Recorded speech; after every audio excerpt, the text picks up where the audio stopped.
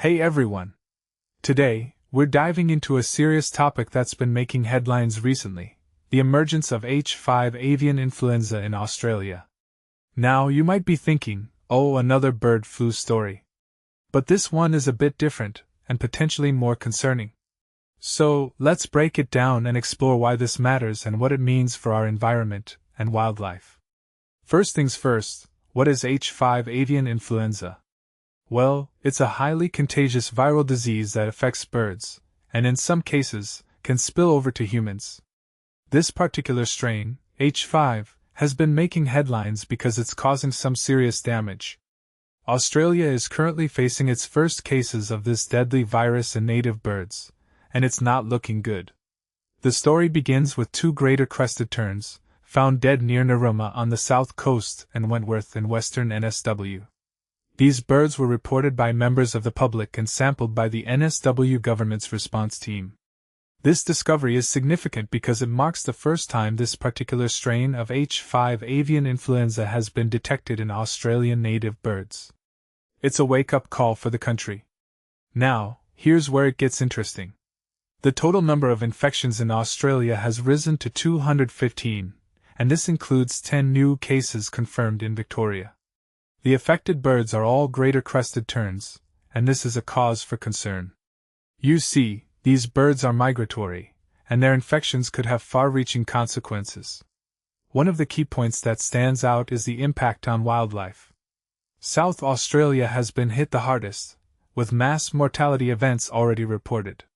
This is a stark reminder that once the virus spreads in wildlife, it becomes incredibly challenging to control.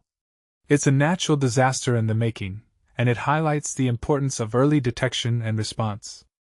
The Australian government is taking this seriously, and for good reason.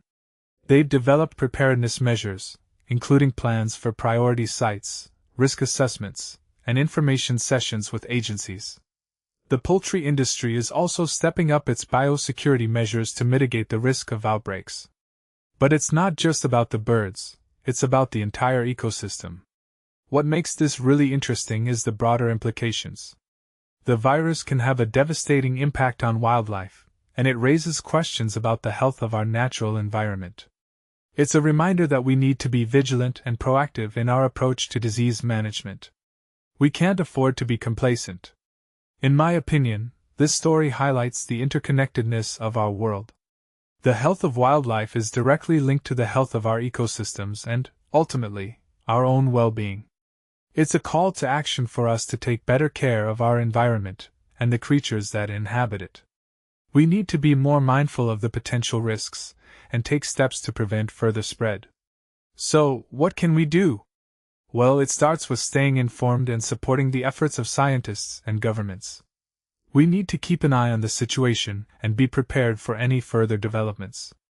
It's a challenging time for Australia, and it's a reminder that we're all in this together. We need to work together to protect our environment and the wildlife that depends on it. In conclusion, the emergence of H5 avian influenza in Australia is a serious concern. It's a wake-up call for us to take action and be more mindful of the potential risks. We need to support the efforts of scientists and governments and be prepared for any further developments. The health of our environment and wildlife is directly linked to our own well-being, and it's up to us to protect it. Thanks for watching, and stay tuned for more updates on this developing story.